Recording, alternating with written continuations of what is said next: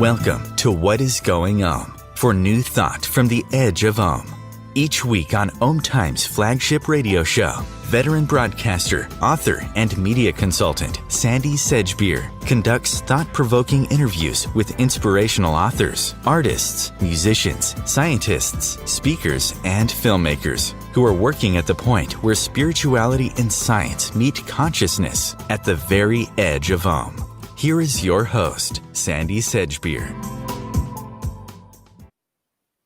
Hello and welcome to the final episode in a special three-part series of interviews with former minister, researcher, speaker and best-selling author Paul Anthony Wallis, based on Paul's latest work, the Eden Trilogy, which has been hailed as an extraordinary work of investigation that not only brings much humility and insight to one of the most contaminated fields of inquiry, 21st century ufology, but also provides a solid foundation in understanding humanity's origins. If you didn't catch the first two episodes of this series, Paul Wallis is a senior churchman who served as a church doctor, a theological educator, and an archdeacon in the Anglican Church in Australia. He's the author of numerous titles on Christian mysticism and spirituality, and his work probes the world's mythologies for their insights into human origins and human potential. Paul, back.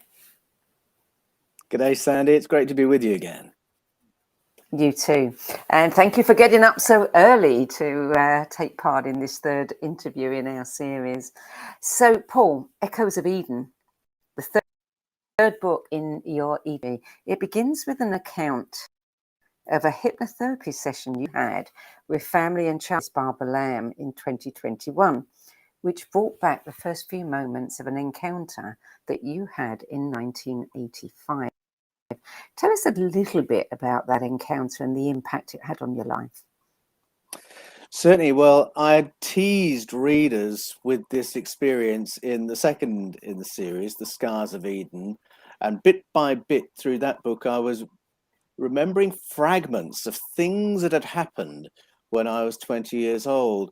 And it was significant for me, and it was almost happening in real time as I wrote The Scars of Eden, because when I embarked on this journey into paleo contact with escaping from Eden, people started contacting me because they wanted to share their experiences. But because these experiences are held very closely and people don't want to be shamed or ridiculed, they would test me before they shared what had happened to them with questions like, Paul, have you ever had a close encounter? And early on, I'd say, no, I haven't personally, but I have many friends who have.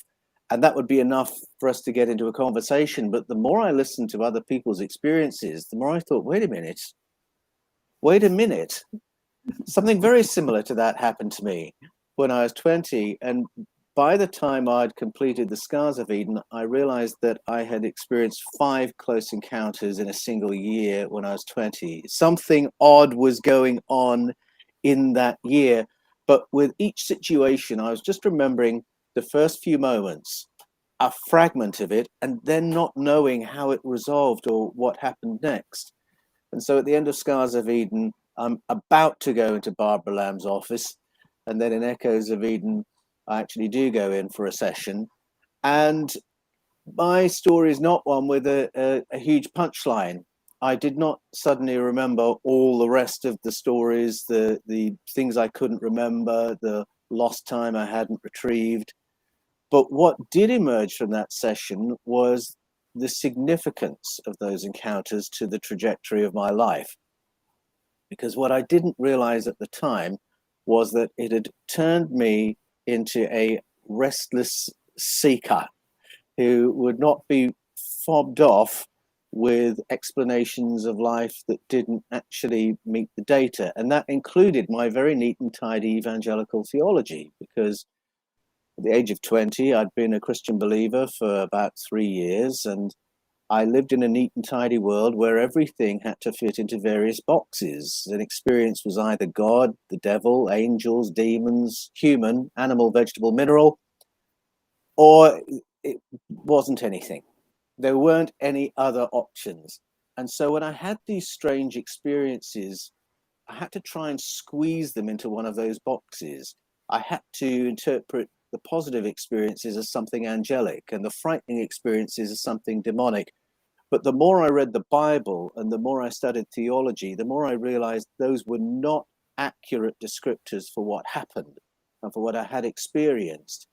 And it made me alert to all the non-explanations I was going to come across in my theology and in the world at large for the next 30 years. So if ever I was reading something in the Bible and I thought, well, that doesn't fit the stories we tell, I would notice it. If ever anybody had an experience that did not fit the neat and tidy world of Orthodox Christianity, instead of brushing it under the carpet or tell them you must have remembered that wrong, I would note it and think, we have not understood that yet.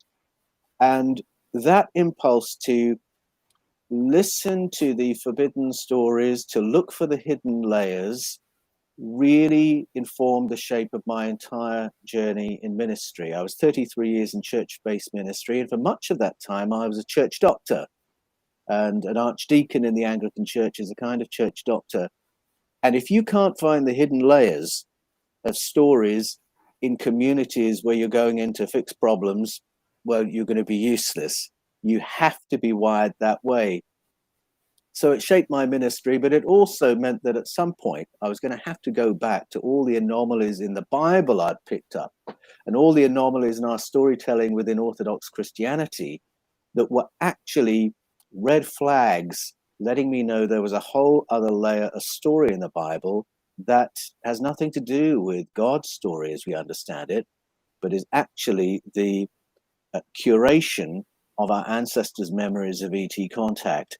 So it took about 30 years to percolate through my system, my thought system, and get me onto this track. But those encounters when I was 20 really have ensured that I landed here and did this work and then shared what I've discovered with the world through my broadcast, through The Fifth Kind, through the books. So it's more significant than I thought. Yes, absolutely. You know, it never ceases to amaze me. I speak to so many people, obviously, in all of these interviews. And when you look back over the trajectory of their life, it was the perfect setup. You know, they thought they were Yes. doing one thing, but they were skill gathering all the way. And suddenly, boom, then they find out the reason why. That's exactly right. That's certainly how it feels.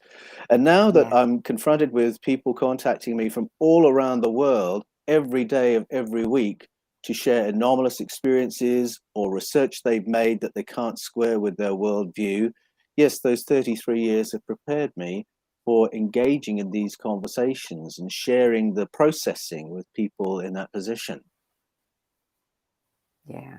Were you engaged in prolonged research and extensive travel to piece together, you know, the written and oral history? And it did cost you your reputation, your income, a career, and some friends, but you also uncovered what you describe as like a treasure trove of disclosure and suppression, secrets and revelations. So, was it a fair trade, do you think?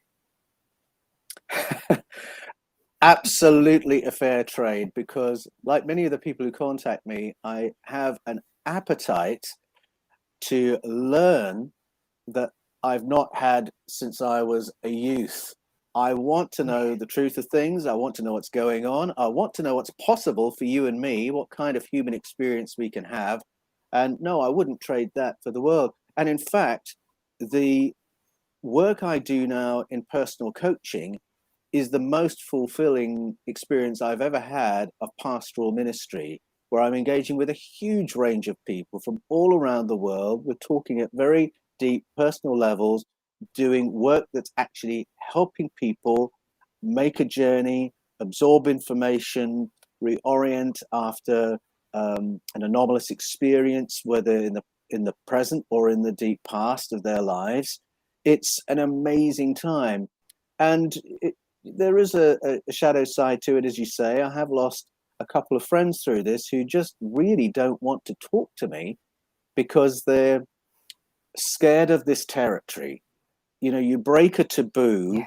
and it offends people to the point where they won't read my book.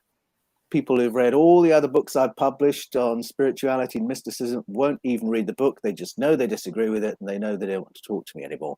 And when it's people I've known for decades, that's a bit surprising and a bit disappointing. But, there was a moment when I was preparing for the publication of Escaping from Eden, and I was sort of counting the cost of doing it. And I was having a conversation with myself and the universe, thinking, and I asked the precise question, how many friends am I going to lose through publishing Escaping from Eden? Because I love my friends. And I just sat with that question for a couple of hours, and then sat down and I watched an interview. It was Regina Meredith interviewing a fellow whose name I've suddenly blanked on. And he, the guest, spoke these words. He said, of course you'll lose friends, but you'll make thousands of new friends who will think you're the bee's knees because of what you're talking about and of how they are now able to connect with you and process the experiences of their own lives. So you will gain far more than you lose. And that was the universe's answer to my question. I only had to wait 2 hours for the answer. And it's proven absolutely correct. Yeah, absolutely. Absolutely. So since publishing the first 2 books, and I really enjoyed the third one, it brought so much together for me. You've met with many elders, obviously, and guardians of traditional cultures who carry knowledge of those ancestral memories of ET contact. Tell me about some of the secrets that have been hidden from us and why you say they have such urgent relevance for us today. I think one of the most pleasant and exciting secrets that I uncovered in this research from conversations with guardians, elders of traditional cultures, initiation cultures, was the realization that we live in a soup of company and that every one of us is surrounded by an invisible team of helpers who want to support our journey through life. Now, I had heard that kind of language in the past from people I would have labeled as New Agey, but through my own research, I was realizing that's in the Bible. That's in Hebrews chapter 12. That's in 1 John 4. And then when I started hearing it expressed in other language by my friend Troy, for instance, who was a guardian of the Navajo tradition, or spoken by Nangas and Sangomas of South Africa and Zambia, I realized this worldview belongs to humanity at the grassroots level all around the world, and it actually marries with my own experience. In fact, in coaching, I will very often say to people, do you know, I'm beginning to suspect that each one of us has an invisible team of helpers nudging us through life, giving us little assists, supporting our journey through life. And I have yet to say that and not have the other person say, I'm coming to believe that too. And they're coming to believe it not because they've been taught it, but because they are experiencing it. And in fact, as they reframe their worldview, they're beginning to allow themselves to acknowledge that this is what's been happening to them. And so it's been very interesting talking to people whose awareness of that is generations old. So Troy, my Navajo friend, would be one of those. And early in Echoes of Eden, I talk about his experience of initiation in which his elders taught him to tune in to the environment around him so that he could begin to pick up on what the ancestors may be saying to him or what other spirits or other entities might be offering him by way of information or guidance. And what Troy told me parallels in what I heard from my friends in Australia who have gone through initiation experiences out of the Aboriginal Australian tradition. And the similarities of the protocols they use for tuning in is really, really interesting.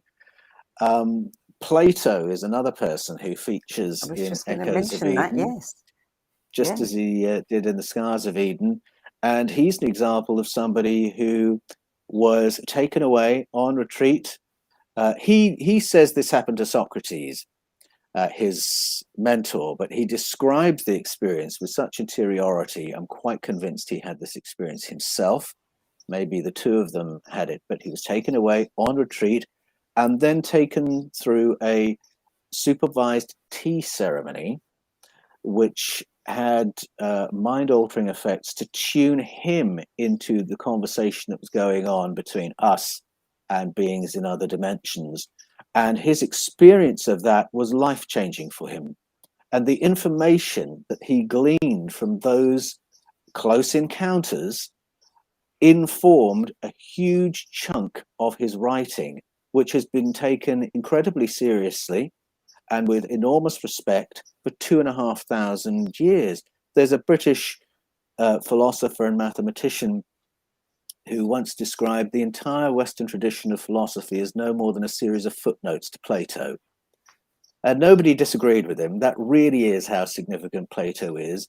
And what I did not learn in theological college was a lot of his insight came from these close encounter experiences in an initiation ceremony. So those are three, for instances. We've got Aboriginal Australian tradition, we've got the Kukion ceremony of the Eleusinian mysteries that Plato talks about in ancient Greece. Mm-hmm. And then we've got Troy, who speaks for the Navajo tradition. All around the world, different periods of history, but it's really the same thing they're talking about. Well, you say that from Hermes to Socrates, both the Greek fathers, the Nag Hammadi texts, Giordano Bruno, woven together in their works are the themes of a populated universe, contact experiences, heightened consciousness, and human potential. You know, you paint a very deep and a very solid picture of how all of this has been taken away from us, you know, through millennia, systematically has been covered Yes. up, taken away, ridiculed, and we have been conditioned to think that we do not have access to any of this. Yes, we have. And we've been conditioned by all kinds of different powers. So it's not like it's the same group that's continually trying to keep this information to themselves. You can look at the history of imperial conquests through history, but it's very graphically exemplified in what happened when the Catholic forces of Spain and Portugal went into Central and South America, where there was a very violent attempt to delete and replace the culture that existed there. Now, Mayan culture was a written culture, and so deleting the culture of Central and South America meant burning libraries full of volumes of knowledge and information. And it involved slaughtering all the literate people, that's the priests, who could read those texts, so that if any of those texts survived, nobody would know how to read them. And then replace all that with Catholic schools, Catholic churches teaching Christian orthodoxy. That's just one, for instance, of what's been done through conquests all through history, where the invaders have to take charge of the narrative. That's the narrative of everything. Who we are, what is the correct story of origins. They have to have full spectrum dominance in terms of being the education system, the worldview definers, the arbiters of what's true and false, what's news, what's fake news. And it can be done in less violent ways as well. And in Echoes of Eden, I talk about the Ghana experience, where between 1874 and 1950, Ghana was under British rule.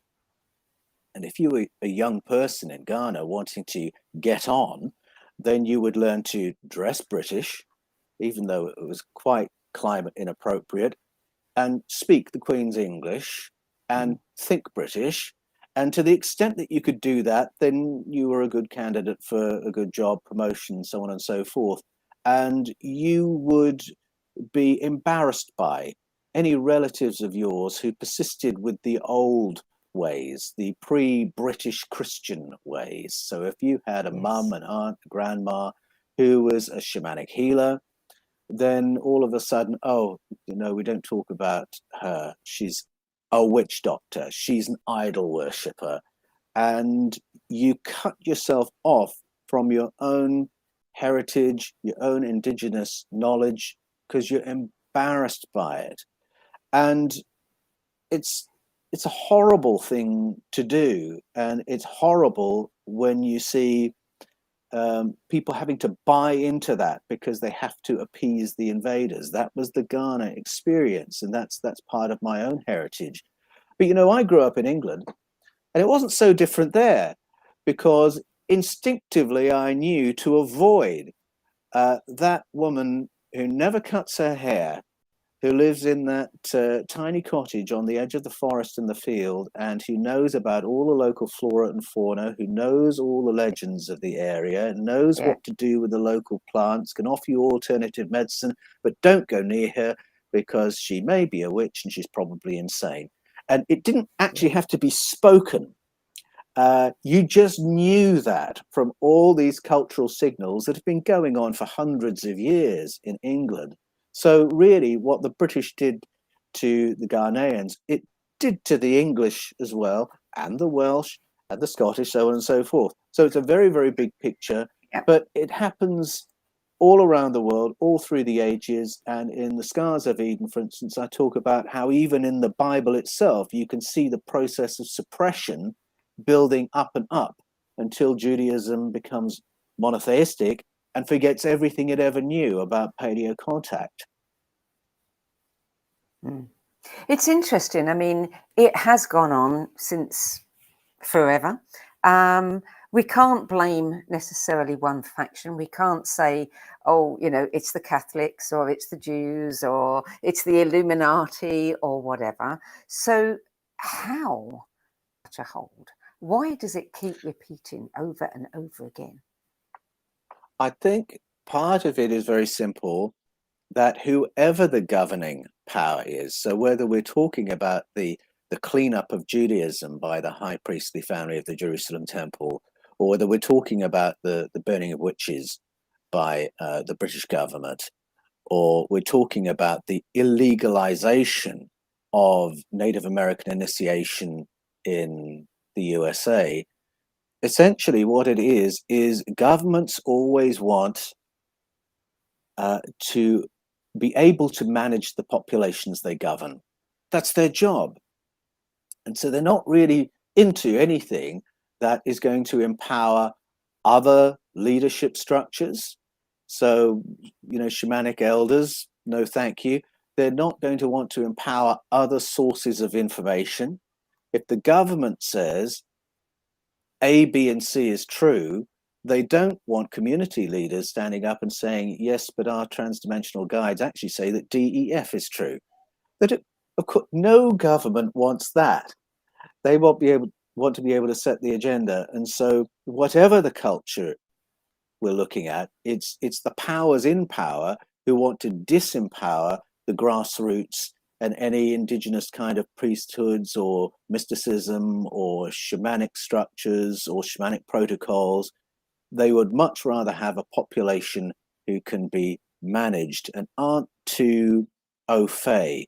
And even that dynamic is there in the Bible. It's there in Genesis 3 as the Elohim, the powerful ones, have an argy-bargy over how informed, enlightened, intelligent the human beings should be. And one faction says they're not happy, we need to upgrade them. They can be a bit more like us and have a fuller, more enjoyable life.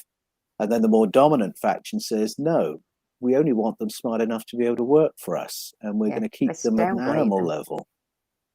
And we downgrade them. And there are 2 downgrades in the Bible. Yes. And you cover that in the book where you talk about how, we once had access to so many cognitive abilities that we do not have now, that we were neurologically interfered with, so that we lost his. Why was that? Well, the Popol Vuh is very frank about that. And it's one of the reasons I really love the Popol Vuh. And that's the story of origins from out of the Mayan tradition, from a document that was translated in Guatemala in 1700 by a Dominican friar, Francisco Jimenez, who was clearly a wonderful man, because after a couple of centuries of colonization and oppression by European powers, he arrives as a priest of the Catholic Church, but wins the trust as the pastor of the parish of Chichicastenango, to the extent that the secret survivors of the priesthood of the feathered serpent offer him their book.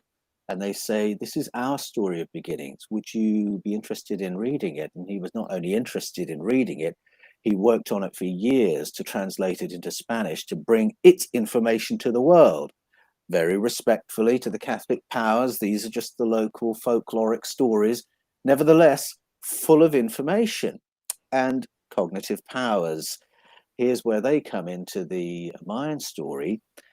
The Mayan story says that when our ancestors were visited at a time of cataclysm in the planet's history, those who visited our ancestors started working on us to turn us into Homo sapiens. So what we were when they arrived, I'm not quite sure, but they were working on us to turn us into a Homo sapiens smart enough to work for them, but not so smart that we didn't want to work for them. And it says it took them a lot of experimentation to get this right, and they made a lot of mistakes along the way. And the experiments resulted in us plus the ape-like creatures that live in the forest. And so what the story owns up to is that they were engineering something like a gorilla, which was very capable, but had no interest in bringing them their slippers and their afternoon tea, and thinking, well, we got that wrong. And when they come to the final stage, it involves something artificial, a splicing of their DNA with ours to create something smarter, more amenable to them having this relationship with us and getting us to work for them. Only the result was us plus Homo sapiens, sapiens, sapiens, us plus higher cognitive powers. And the way those powers are hinted at in the text, it says that our ancestors were smarter than us in that their vision was not limited, that they could see further and deeper than we could. Well, how is our vision limited? Our vision is limited by surfaces. We can't see through things, behind things, or into things. Our vision is limited by distance. We can't see beyond the horizon. We can't see into deep space. It's limited by time. We can see the present. We can't see the past. We can't see the future. It's limited by frequency. We can see this spectrum of radio waves. A dog can see this. A cat can see this. So if you take those limits off, and the Popol Vuh says those limits were off in the beginning, then all of a sudden you've got X-ray vision. You can see into things with all the implications for self-healing that brings. And you've got remote viewing. You can remote view the rings of Jupiter, which was done in 1973 by Ingo Swann. You can see the past. You can see the future. You've got precognition. But what the genetic engineers found, according to the Popol Vuh, is that you cannot possibly manage a population as intelligent as that. How can you hoik and herd a species that knows what you're thinking or knows when you're coming? And, you know, there was a bit of that in the conquest of North America. How do you ambush a group of people who know when you're coming? How do you deceive a group of people who know what you're thinking? And so for the same reasons, initiation ceremony was illegalized in the USA between 1880 and 1980. So it's really the same story. It's a matter of having us bright enough that we're a useful workforce, but not so bright that we can't be managed. And there are all sorts of levers that can be pulled. The Popol Vuh says this was done by spraying a vapor over human populations that would damage us neurologically, limit us to our 5 physical senses, so we can only see what's immediately around us, and for any other information, we're dependent on an authority to tell us what's what. They felt they could work with that. In the Efik story from out of Nigeria, it's done by releasing devices into the environment that make us ill or anxious. There's another wonderful mythology called Gladiator, starring Russell Crowe, that shows that if you keep the public entertained enough, then they just won't be thinking at a higher level. So those are all the stories that really equip us to understand who we are, what we're capable of, and to realize that absent of toxins in the environment, absent of distraction, we're actually capable of far more than we think we are. Yes, absolutely, and they all sound very familiar, don't they? There's many Yes, people they do. who, look at the chemtrails and say, "There they go again." Exactly. I think that our Yeah. ancestors bequeathed us these stories not just to tell us what happened to them in the past. They do want us to know that, but they tell us these stories so that we will be equipped to live in the present, so we will know what Yes. to look out for. Yeah, yeah. But some, that whatever dumbing down was done, that those qualities, those abilities, are still in our DNA. We still have access to them. Yes, just we need do. to And the find a way wonderful to thing turn is, them on.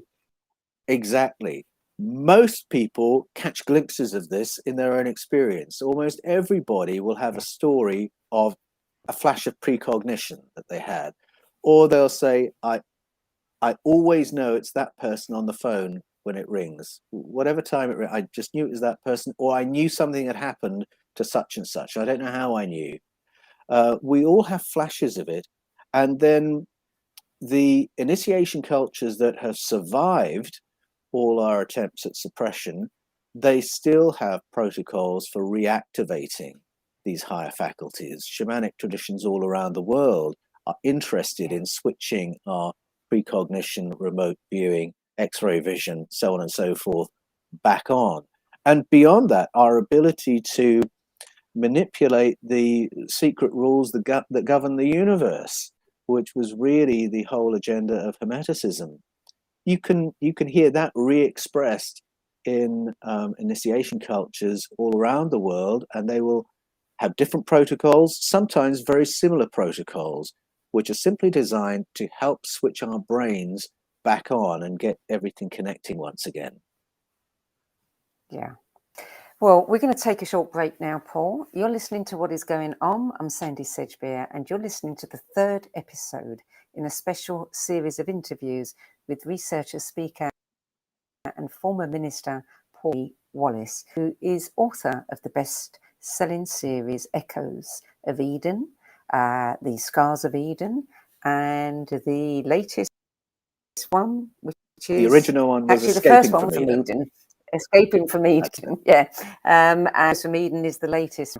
And that particular book raises the question, what secrets of human potential were buried with our ancestors' memories of ET contact? So after the break, wormholes, portals, NASA, the Pentagon, and a lot more. We'll be back with more from Paul in a few moments. Om Times TV. Imagine becoming a super influencer. Reinvent yourself, invest in your brand, and then manifest your success with a robust spheric approach. Om Times Media and Broadcasting offers a unique and multifaceted way to become the spiritual and conscious influencer you deserve to be by putting your message across our powerful platform with its proven record of integrity and excellence.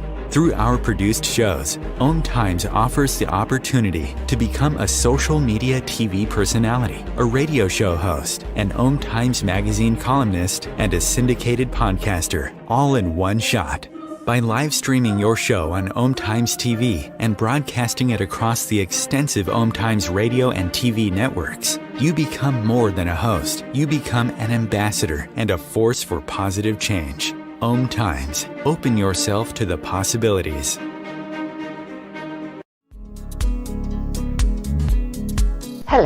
I'm Sandie Sedgbeer, host of Times flagship radio show, What Is Going On?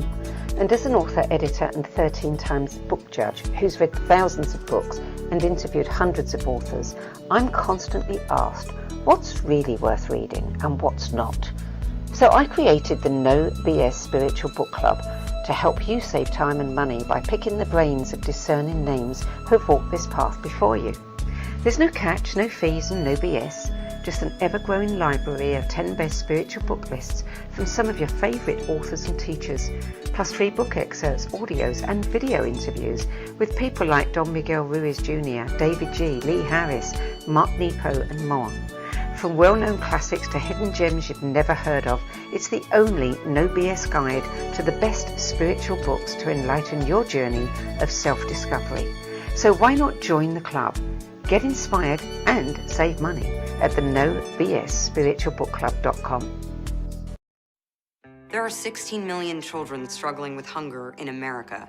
That's 1 in 5 daughters, sons, neighbors, and classmates who don't know where their next meal is coming from. Yet billions of pounds of good food go to waste every year. It's time we do something about it. Feeding America is a nationwide network of food banks that helps provide meals to millions of kids and families in need. Visit feedingamerica.org to help them feed even more. Together, we can solve hunger. Together, we're feeding America. Welcome back, Paul Wallis. In Echoes of Eden, you share some incredible stories from some of the many, many people that you've met. There's one in particular that I'd like to today, and that is the one of Lieutenant John Montgomery, whose otherworldly encounters, tours of duty in Afghanistan and Iraq, brought him to Mordor, wrestling with things of human contact. Human origins and paleo contact. Tell us a little bit about John's story. Well, John's story is typical of many that I've heard from people who contacted me who are veterans of the 2003 incursion into Iraq. And after I published Escaping from Eden, I started having a regular flow of calls and requests from this particular demographic. The reason for that was that in Escaping from Eden, I included the story of Jörg Fassbinder, who had gone in with a team, about a week after the Allies went into Iraq. So this is how important it was to our incursion into Iraq. Less than a week, they were in on an archaeological mission. And it was to retrieve the sarcophagus of Gilgamesh. Now, Gilgamesh is the crossover king in the ancient Sumerian story between the ETs, the sky people, the Anunnaki, and human kings and queens. Gilgamesh was a hybrid who was the pivot between those two phases of history. All of a sudden, if this really was the tomb of Gilgamesh, we could test whether that was story or whether that was history. So this was perhaps the most important archaeological find of all time. Jörg Fassbinder talked with the BBC, was so excited about the find, showed the data that supported the conclusion, and then everything went silent and we never heard anything about it again until I think it was 5 years later. He was talking to a French magazine and he said, we decided not to pursue it any further. We thought it'd be safer just to bury it, to protect the site. Well, really? You've gone to that effort to get to the site. You've got military who've cordoned off that area so you can get those artifacts for testing, and then in the middle of that process, you change your mind? I don't think so. I felt heartbroken for him, because it was the find of all time, potentially. He had made it, and now it was being buried, covered up. Well, after I shared that story, I started hearing from servicemen who had been in Iraq, who had gone into Iraq believing they were going to save the world from weapons of mass destruction, to save the Kurds from slaughter, to serve to save Iraq from despotism. These were all the reasons we were told we were going in. They went in, and war's a very layered thing. Maybe all those were true, maybe none of those are true, but the people who contacted me said they got there and their unit was doing stuff that had nothing to do with any of that. They got there and discovered they were on an archaeological mission. And what did I know about portals? And the reason they made that jump was because as they listened to their peers, especially as they came back and sort of found each other once they got back, they found some had been boxing up what looked like museum artifacts. Some had been boxing up sand and shipping it out of the country, and others had been specifically looking for Stargate technology, ancient technology that could create wormholes for travel. And so they would ask me, what's the credibility of that? A lot of them would say, I didn't have hands on, didn't have eyes on that particular mission, but I've heard about it from my peers. What's the credibility of that? Now, I haven't had eyes on or hands on, but what I've been able to say is that if you read the ancient Sumerian texts, they relate to that part of the world. And they do talk about Stargate technology, especially when you read the Sumerian narratives alongside the Bible. Yes, they say there was Stargate technology. Yes, they say it was in what we would now call Iraq. So there's that credibility to it. And then you only have to go onto the NASA website, and this is all public information. The Advanced Propulsion Unit has been studying stargates and wormholes for at least 30 years. 30 years ago, NASA had identified wormholes, and there's one very particular one very close to our planet. It's about the size of our planet. It opens on an 8-minute cycle. They have flown around it in drone craft. They have measured the mass of material that travels through it. So it's a real physical thing. 30 years ago, the propulsion unit of NASA was asking the question, can we fly one of our craft into it? And then what happens if we fly a manned craft into it? Now, that's all public information. So goodness only knows what the top secret information is relating to the same phenomenon. But simply putting those things together, I've been able to say to my military friends, there's a lot of credibility to it. Wormholes and stargates are studied by NASA. They have empirical data on it, and the ancient culture of Sumeria had knowledge of it and put descriptions of it into their ancient texts. So if you expected to find an ancient stargate on planet Earth, you would go to Iraq. And in my other research for Echoes of Eden, I've discovered not only there are other parts of the planet where these phenomena seem to exist and where the folklore and the indigenous knowledge has information relating to them. And once again, the powers that be keeping it, secret from the plebs as much as they can, holding the information to themselves. Mm. That's right. So that's right. The information is sequestered. If there is a located Stargate in Iraq, it will certainly not be in a theme park. It will be protected by military. It will be protected by UNESCO. All the most interesting things are in the vaults of our museums. So that's what happens. And it means that the information goes to two places. It goes to the elites who knows what are in the secret vaults, and then it goes to the substratum of the folklore, the indigenous knowledge. But all those of us in mainstream society don't hear or know anything about it. Yeah. It's in your book that I had to copy because I want to quote it. It's got something that's quite intriguing.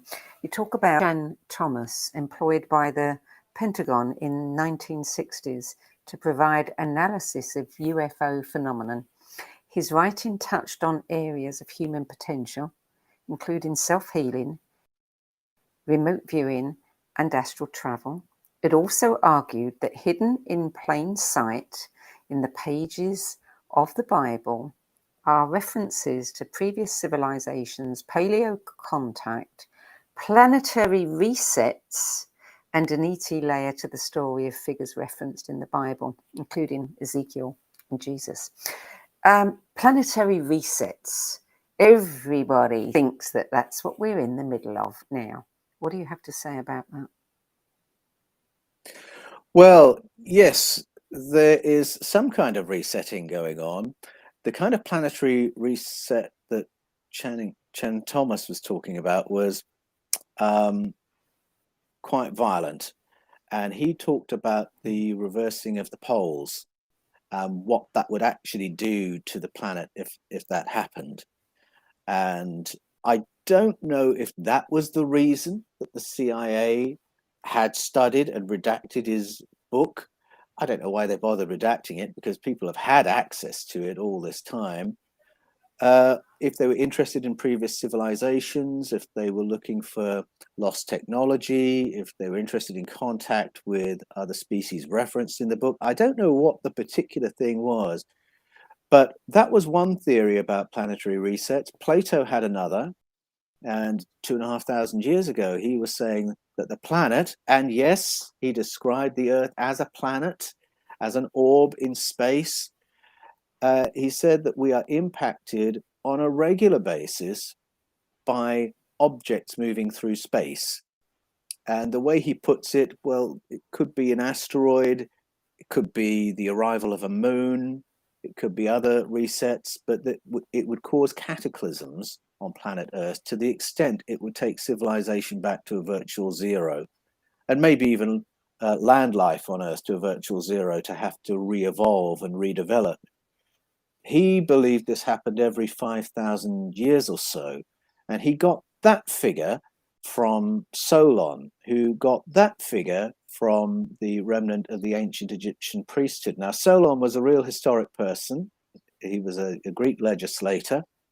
He had spent time with Egyptian priests, a remnant of those who knew how to read the hieroglyphics, and they told him that story of planetary resets, and they said they got that information from the survivors of Atlantis.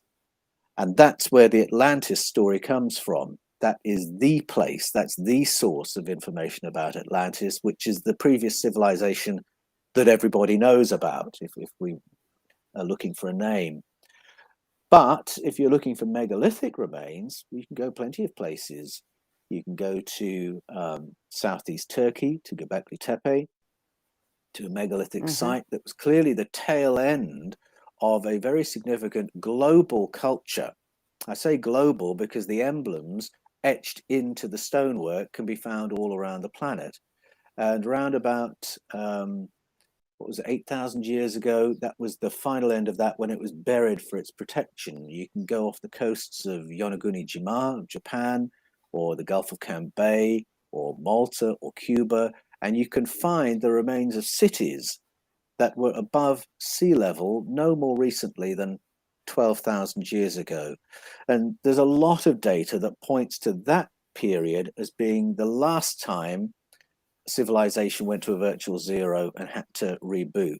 So Plato's 5,000 years might not be accurate, because 12,000 years we haven't been obliterated. Maybe we're due another one.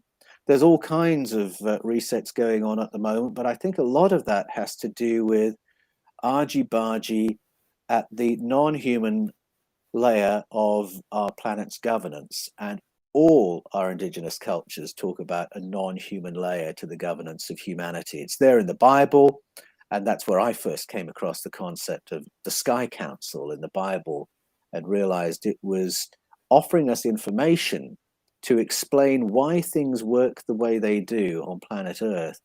And clearly our ancestors felt that until you realize there's a non-human layer to our governance, you won't understand anything that goes on in the world of international politics. So that non-human governance, is it a benevolent thing or a malevolent thing? It would seem to be both. So, that conflict that we read in Genesis 3, which is the Bible's summary of the story of Enlil and Enki, these two factions fighting over how intelligent, how happy, how healthy, how long-lived the humans should be, and one wants good things for us and the other wants us just managed and suppressed. I think that is the perpetual push and pull on the Sky Council. I think there are probably far more demographics sitting in council now than when the Sumerians wrote those stories. It was a couple of Christmases ago that Hayam Eshed, the brigadier general who was chief of space security of Israel for 27 years, stepped up to the mic and said, on the basis of his understanding, informed by that incredible background of work, there is an intergalactic, actually he called it a Galactic Federation, that clearly has a hands-on involvement in Project Earth, but it's chosen not to self-disclose until you and I, the general public, have a better understanding of what space is, which was a very intriguing phrase, but his language of Galactic Federation suggests a great many demographics feeling they have a stakeholding in Project Earth. And some may be here because they're interested in what the planet has to offer. They're not interested in us. We may even be an inconvenience. Some may be here because they regard us as resources. But some are here, and I think almost all the stories of first contact in indigenous cultures say that some are here because they love human beings. They think we're amazing, and they want to support our progress as a species. And the first contact stories you read in the Bible, or you can hear in Brazil, or in ancient Greece, in parts of Africa, it's stories of beings arriving and sitting with our ancestors and working with us to bring us to the point where we have agriculture, where we know what plants are good for food, what are good for medicines, which ones are good to avoid, and how to cultivate them. And as soon as you can cultivate them, you can create surpluses and security. And then you can build towns, and then you can become a civilization. And it was that kind of helpful input that defines the stories of first contact of many cultures. And I find that very encouraging. I believe those demographics are still around. They're still sitting in council with the others. But I think there's a little bit more leakage to that non-disclosure agreement and a little bit more argy-bargy between the factions right now, which is why I think we're seeing such a battle to set the agenda for the next period. And I think reset is the right language for it, but I don't think it's predetermined what the reset means. One of the reasons I'd love there to be more transparency about the contact that our governments have with extraterrestrial civilizations is I would really like to know who's representing us at that table and in whose interests decisions are being made. And I think clearly the order of the day is that we do very clever diplomacy, because you think about us as a species, what power could we possibly have at that table if the others at that table are advanced enough they can get here from impossibly distant parts of the cosmos? What power do we have? What accords can we make? It would be like a mouse sitting down with a lion agreeing that it's going to get eaten. But if we've got advanced friends on that council, friends from the Pleiades, friends from Sirius, then it becomes a question of where do we sit on the table for our best advantage. And I think the Eisenhower story of treaty and contact relates to that, what people might call exopolitics. And that's what I hope is happening, that we're sitting with our friends on that table to ensure a better future for humanity. Well, I sure hope that our media magnates do not, cheers at that table. Yeah. Yes, I'm with you there, Sandie. So, this is an incredible body of work that you've created. Really, to pull all of this together, and with your background and credibility factor, it is incredibly persuasive. And and we know that the governments definitely believe in all this, because they wouldn't be piling so much money into searching for wormholes and all of the research that they're doing. Have you come across any great mediums, and we know that various presidents have used them, who could communicate with some of those people at that council? Well, that's a very good question. And that was high on the agenda for the US government in the 1950s when they were considering how to manage the contact that was going on, because there was a spat of UFO encounters. And then there were also, how can I put it, sightings of craft passing by us or monitoring us from a little further away. And the governments wanted to know, who are you, what do you want, how do we communicate with them? And it was to mediums that they turned. But, I think more of us have more contact with our cosmic neighbors than we probably suspect. I know a few people who would describe themselves as mediums or psychics or sensitives, who would say that among their invisible team of helpers, they certainly have contact with beings who are extraterrestrial, and they may be very specific about where they're from.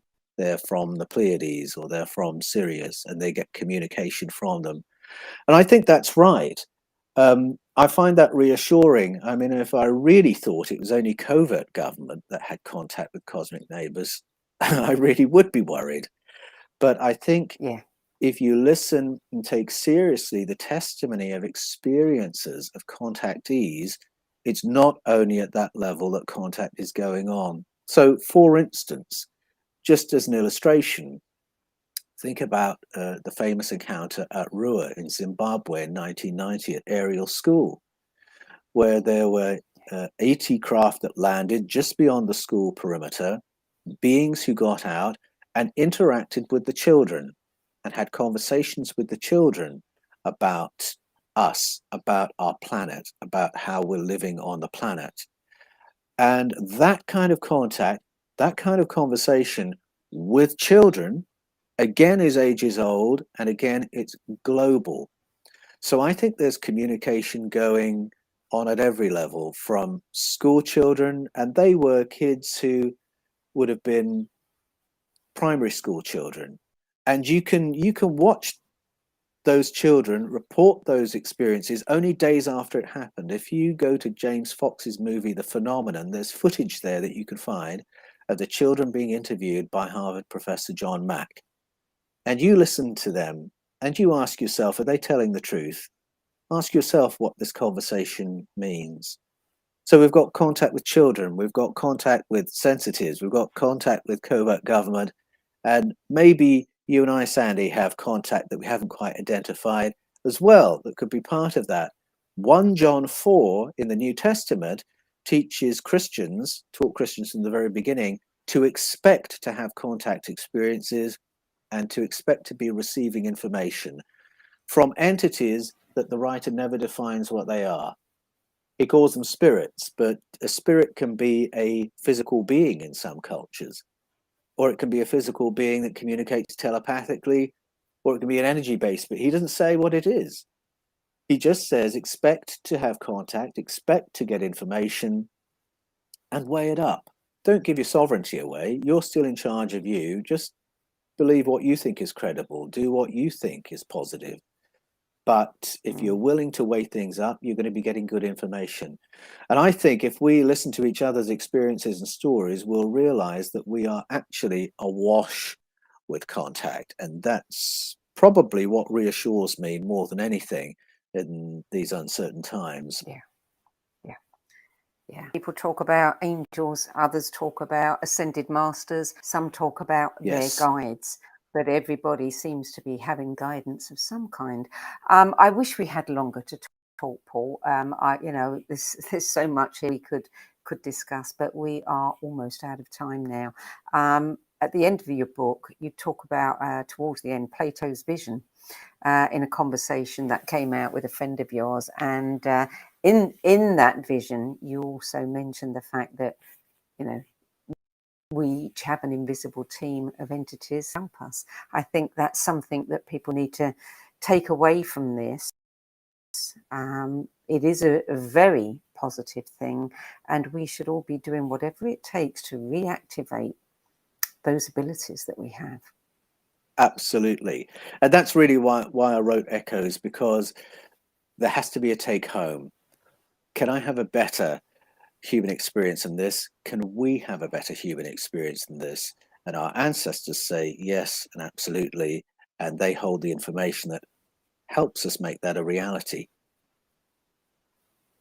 Paul, thank you for joining us today. I know you're writing another book. I can't wait to read that one.